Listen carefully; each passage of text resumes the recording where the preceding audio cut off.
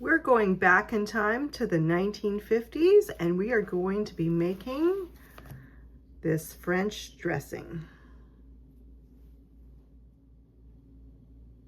The first thing we're going to need is a jar with a lid. All right, we're going to need a funnel and we're going to place it on our jar.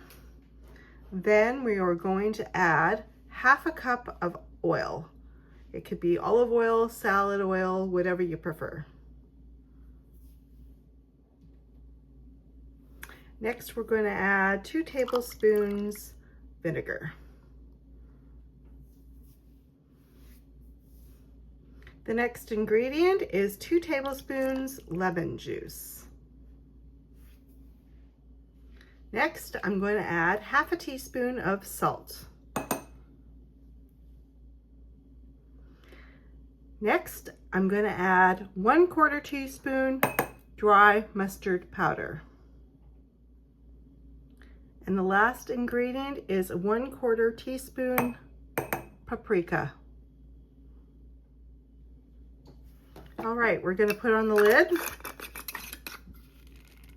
and give it a good shake.